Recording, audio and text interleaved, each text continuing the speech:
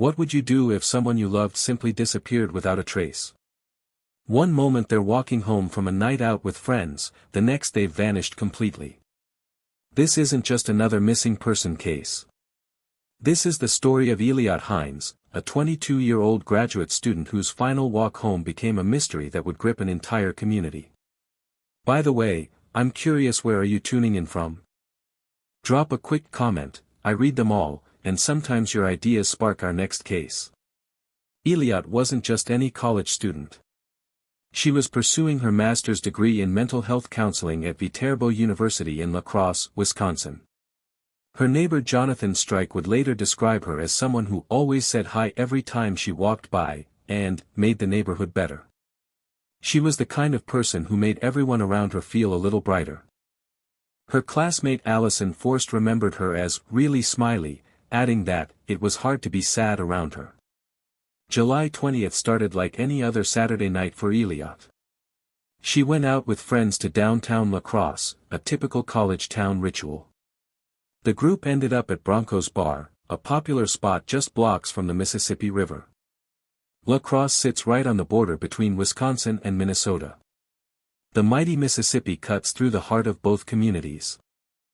That night, the downtown area buzzed with typical weekend energy, music spilling from bars, groups of friends laughing on sidewalks, the gentle sound of the river flowing peacefully nearby, unaware it would soon become central to tragedy.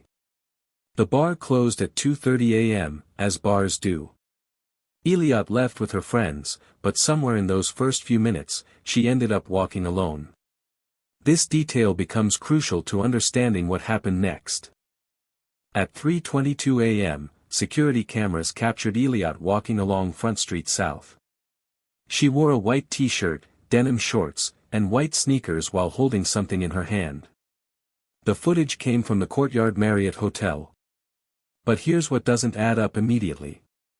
Bronco's Bar is only 0.4 miles from that hotel, roughly an 8-minute walk.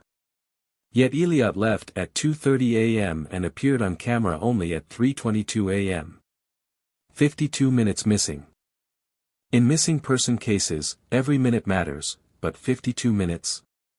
That's enough time for countless scenarios to unfold, creating a gap that would fuel speculation and theories throughout the investigation. You might think she stopped somewhere, maybe grabbed food or used a restroom. But no other security cameras in the downtown area picked her up during that time gap. For nearly an hour, Eliotte seemed to have vanished from every recording device in La Crosse. Her family realized something was wrong Sunday morning when they couldn't reach Eliotte by phone. This was completely out of character for someone they described as responsible, kind, and deeply loved. Her mother, Amber Heinz, told Fox News that Eliotte was incredibly smart and had just started her second year of graduate school. The search began immediately, with La Crosse police launching a comprehensive effort. They deployed drones, dive units, and welcomed community volunteers. The focus centered on the area near the Mississippi River, close to where Eliotte was last seen on camera. Police asked local businesses and residents to check their security footage from the early morning hours of July 20th. Then investigators learned something significant. Someone had found Eliotte's phone near the hotel where she was filmed. Friends immediately turned the device over to police. Think about that detail for a moment. If Eliotte was walking home voluntarily, why would her phone end up separated from her? Was it dropped accidentally during a fall, or was there something more troubling at play? The location becomes even more significant when you consider the geography. The hotel sits just 1 block from the Mississippi River. Front Street South runs parallel to the waterfront, making the river easily accessible from where Eliotte was last seen. La Crosse has a troubling history with the Mississippi River and students. The University of Wisconsin River Watch program began after 8 student drownings from 1997 to 2006, all alcohol-related. For 3 days, the community held its breath. Volunteers joined official search teams to comb areas along the riverbank. Social media exploded with shares of Eliotte's photo and information. Her brother Brett spoke at an emotional press conference, saying the disappearance was tearing our family apart and that everyone is just really messed up right now. The press conference was heartbreaking to witness. Family members clutched each other for support, tears flowing freely. Reporters tried to balance their need for information with respect for a family in crisis. But several details suggested this wasn't a simple accident case.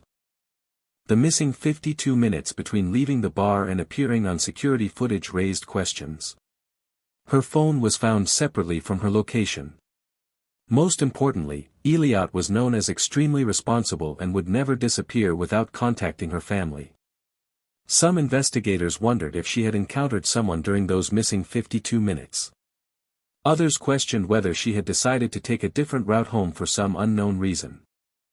The possibilities seemed endless, and none offered comfort to her searching family. Then everything changed. On July 23 at approximately 10:28 a.m., the Houston County Sheriff's Department made a discovery that would end the search. A fisherman had spotted something in the Mississippi River near Brownsville, Minnesota, about 13 miles downstream from La Crosse. The body was identified as Eliotte Heinz. La Crosse Police Chief Sean Cadron released a statement saying, "This was not the outcome we had hoped for throughout this search. Our thoughts are with Eliotte's family, friends, and all those who knew Iliot." The location where Iliot was discovered tells its own story. Brownsville, Minnesota, sits roughly 10 miles downstream from Viterbo University.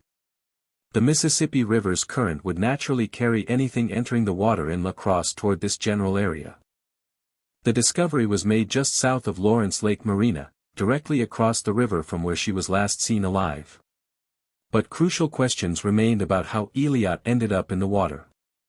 Was this a tragic accident, or had criminal conduct occurred? The preliminary autopsy results provided some answers. La Crosse police stated they do not believe there was any criminal conduct related to Eliot's death. However, final autopsy results would not be completed for several months, leaving some technical questions unanswered. The absence of suspected criminal activity points toward an accidental drowning scenario. This conclusion fits the documented pattern of previous incidents in La Crosse involving college students and the Mississippi River. The combination of a night out, proximity to water, and the challenges of walking alone during early morning hours could create dangerous conditions. The missing 52 minutes likely have a simpler explanation than initially suspected. Iliot probably spent time in an area not covered by security cameras.